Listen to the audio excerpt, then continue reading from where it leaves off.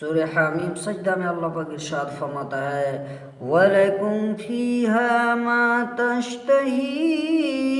أَنفُسُكُمْ وَلَكُمْ فِيهَا مَا تَدَّعُونَ نُزُلًا مِّنْ غَفُورٍ رَّحِيمٍ۔ اور جنت میں تمہارے لیے ہر وہ چیز موجود ہوگی جس کو تمہارا دل چاہے گا، اور جو تم وہاں مانگو گے ملے گا۔ یہ سب کچھ اس ذات کی طرف سے بطور مہمانی کے ہوگا جو بہت بخشنے والا نہایت مہربان ہیں۔ اللہ پاک ارشاد فرماتا ہے وَإِنَّ لِلطَّاغِينَ لَشَرَّ مَآبٍ جَهَنَّمَ يَصْلَوْنَهَا فَبِئْسَ الْمِهَادُ هَذَا فَلْيَذُوقُوهُ حَمِيمٌ وَغَسَّاقٌ وَآخَرُ مِن شَكْلِهِ أَزْوَاجٌ۔ اور بے شک سرکشوں کے لیے بہت ہی برا ٹھکانہ ہے، یعنی دوزخ جس میں وہ گریں گے، وہ کیسی بری جگہ ہے۔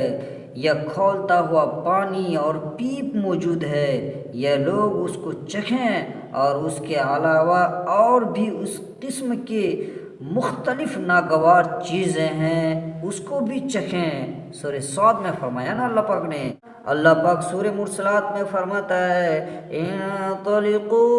الی ما کنتم به تکذبون انطلقوا الی ظل ذی ثلاث شعب لا ظلیل ولا یغنی من اللہب انہا ترمی بشرر کالقصر کأنہ جمالۃ صفر۔ اللہ تعالیٰ دوزخیوں سے فرمائیں گے چلو اس عذاب کی طرف جس کو تم جھٹلاتے تھے، تم دھوئیں کے ایسے سائے کی طرف چلو جو بلند ہو کر پھٹ کر 3 حصوں میں ہو جائے گا، جس میں نہ سایہ ہے نہ وہ آگ کی تپش سے بچاتا ہے۔ وہ آگ ایسے انگارے برسائے گی جیسے بڑے محل، گویا کہ وہ کالے اونٹ ہوں، یعنی جب وہ انگارے اوپر کو اٹھیں گے تو محل نما معلوم ہوں گے، اور جب نیچے آ کر گریں گے تو اونٹ کے مثل معلوم ہوں گے۔ اللہ پاک سورہ زمر میں ارشاد فرماتا ہے لَهُم مِّن فَوْقِهِمْ ظُلَلٌ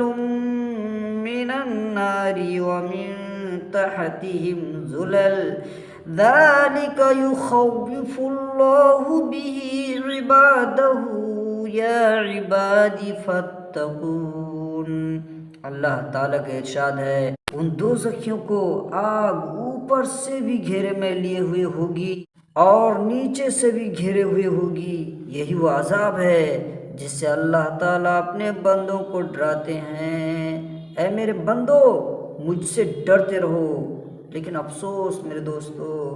ان قرآنی آیات کو ہم نے کبھی جاننے کی کوشش کی، کیونکہ آج